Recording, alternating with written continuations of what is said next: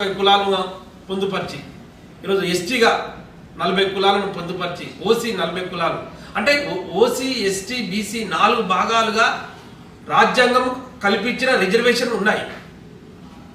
మరి రాజ్యాంగం కల్పించిన రిజర్వేషన్ 1950 జనవరి రోజున అందరికి సమానం జరిగితే మొట్టమొదటి దేశానికి స్వాతంత్రం వచ్చిన తర్వాత ఈ మొట్టమొదటి దేశానికి రాజ్యాంగం వచ్చిన తర్వాత మొట్టమొదటి నష్టం జరిగిన ఏ జాతి ఏ క్యాస్ట్ ఏదేంటిదంటే ఎస్సీలు దళితులు. ఎందుకు నష్టం జరిగింది? ఆగస్టు 10వ తారీఖు 1950 ఒక దుర్మార్గమైన కుట్ర జరిగింది. ఆ కుట్రలో మనం బలైనము దళితులు. అది ఏ కుట్ర అంటే షెడ్యూల్ క్యాస్ట్ ప్రెసిడెన్షియల్ ఆర్డర్ను తీసుకురావడం జరిగింది.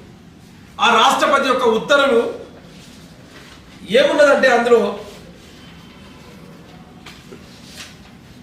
తీసుకొని 1950 ఆగస్టు 10వ తారీఖున president schedule caste presidential order తీసుకొచ్చారు. ఇది ఈ సారాంశం ఏముంది? ఎస్సీ అనేటలు హిందూయేతరులకు హిందూ మతాలు కాకుండా వేరే మతాలకు వెళితే ఈ రిజర్వేషన్ వర్తించదని అప్పుడున్న ప్రెసిడెన్షియల్ ఆర్డర్ను తీసుకొచ్చారు.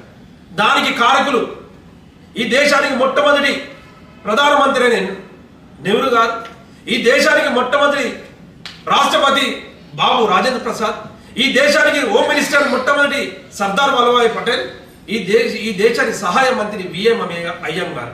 ఈ యొక్క నలుగురి యొక్క కుట్రలో బలైన జాతి దళితులు. ఎందుకు రాజ్యాంగం ఇచ్చింది? 1950 జనవరి తారీఖున అన్ని వర్గాలకు మత స్వేచ్ఛ ఇచ్చింది. ఈ దేశంలో అన్ని వర్గాలకు కులాల పరంగా రిజర్వేషన్ ఇచ్చింది రాజ్యాంగం. కానీ మతాన్ని ముడిపెట్టి మనకు స్వేచ్ఛ లేకుండా దళితులకు చర్చిలకు వెళితే ఈరోజు ఎస్సీ అనేటోళ్ళు ఈరోజు హిందూయేతరుల మతాలకు రిజర్వేషన్ లేదనే ఒక దుర్మార్గమైన కుట్ర జరిగింది. ఇది స్పష్టం. ఇది ఎప్పుడు జరిగింది? ఉత్తర్వులు దీని మీద జీవో జరగలే, దీని మీద పార్లమెంటులో ఒక చర్చ జరగలే. కానీ 70 సంవత్సరాలు గడుస్తుంది. మన రాష్ట్రపతి ఉత్తర్వులే దానికి హిందూయేతరుల మతాలకు హిందూయేతర మతాలు అంటే మతం అంటే ఏంటిది? బౌద్ధము, సిక్కు, జైన, పార్సీ, ముస్లిం, క్రైస్తవ, ఈ యొక్క 6 మతాలను మనం చూస్తే ఈ దేశంలో దళిత సిక్కులు ఉద్యమాలు చేసినాయి. 1950 ఆగస్టు 10వ తారీఖున ఈ ఉత్తర్వులు వచ్చిన తర్వాత రోడెక్కింది. అనేకమైన పోరాటాలు దళిత సిక్కులు ఉద్యమాలు చేస్తే అప్పుడు 1956 6 సంవత్సరాల్లో దళిత సిక్కులు ఎస్సీగా పరిగణించే ఎస్సీ హోదాను కల్పించుకున్నారు. ఇది 6 సంవత్సరాల ఉద్యమే జరిగింది. కానీ వాళ్ళ యొక్క హక్కులు సాధించుకున్నారు. అదేవిధంగా ఇది 1956లో జరిగిన దళిత సిక్కులు ఎస్సీ హోదా సాధించుకుంటే అదే దళిత బౌద్ధులు అనేటోళ్ళు కూడా 40 సంవత్సరాలు 1990లో దళిత బౌద్ధులు కూడా ఎస్సీ హోదాను సాధించుకున్నారు. అది ఎన్ని సంవత్సరాలు పట్టింది? 40 సంవత్సరాలు. కోర్టు ద్వారా పోయారు, అనేక ఉద్యమాలు జరిగింది, అనేకమైన పోరాటాలు చేశారు. 1990 40 సంవత్సరాలు వాళ్ళు కూడా చేసుకున్నారు. జైన, పార్సీ వాళ్ళు కూడా వచ్చేసింది.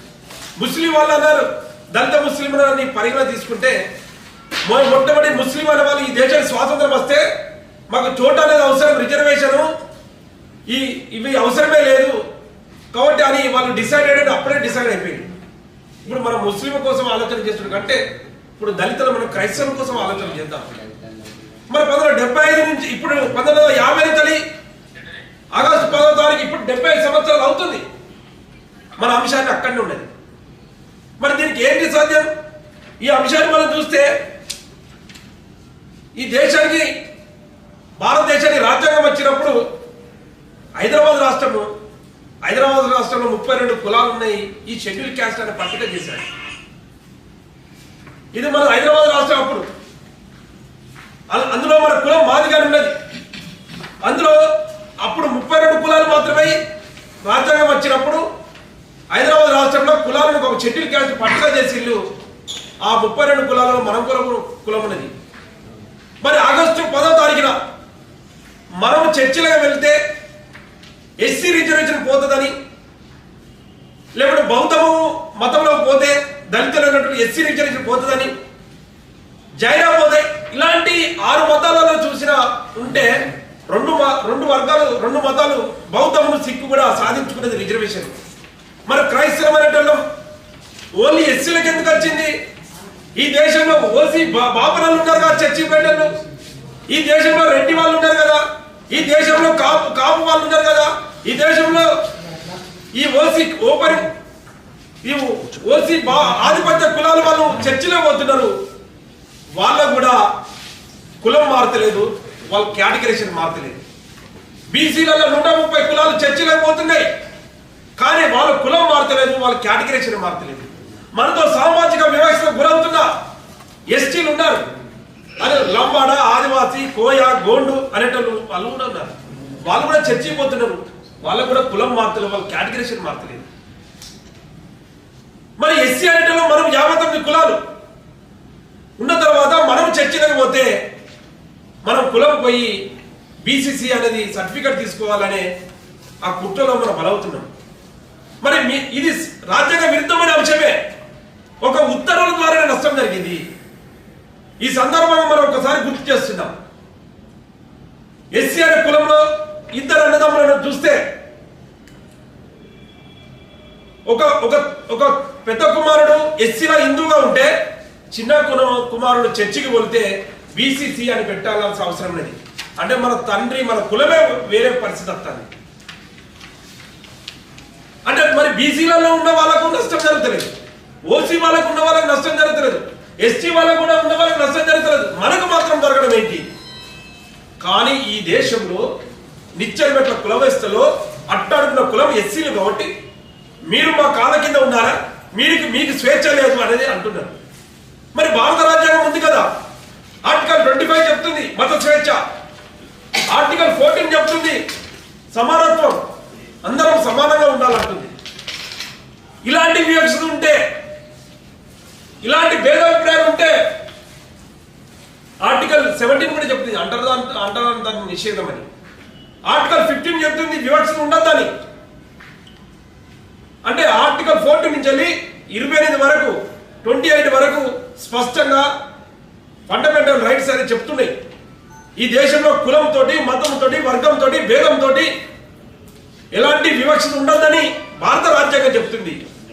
కానీ రాజ్యాంగానికి విరుద్ధంగా ఒక ఆర్డర్, ప్రెసిడెన్షియల్ ఆర్డర్ వలన మనకు నష్టం జరుగుతుంది. 1950 ఆగస్టు 10వ తారీఖున. ఈ ఆగస్టు 10వ తారీఖున జరిగిన కుట్ర మనం ఇప్పటి వరకు కొనసాగుతున్నాం. మనం ఏమంటున్నాం? ఈ దేశంలో అందరికీ మత స్వేచ్ఛ ఉంది, ఈ దేశంలో అందరికీ అన్ని వర్గాలకు స్వేచ్ఛ ఉన్నది, మనకు మాత్రము స్వేచ్ఛగా మతానికి ఒక చర్చికి వెళ్ళే పరిస్థితి లేదు. కాబట్టి అందుకే మనం ఈరోజు ఈ దేశంలో ప్రతి ఒక్కరు న్యాయబద్ధమైన అంశం ఏదుందో, ప్రజాస్వామ్యబద్ధంగా ఏదుందో, రాజ్యాంగబద్ధమైన ఏ అంశం ఏదుందో, దళితులు క్రైస్తవులకు చర్చికి పోతే అనేకమైన కుట్రలు జరుగుతున్నాయి. దానికోసం ఈ పోరాటానికి మనం ఒక ఎజెండాగా దళిత క్రైస్తవ అన్ని సంఘాలను ఈ దళితులు చర్చికి పెట్టి ప్రతి ఒక్కరిని ఏకం చేసుకొని, ప్రతి ఒక్కరిని ఐక్యత చేసుకొని మనకు నష్టం జరుగుతుంది. ఈ అంశాన్ని మనం ముందుకు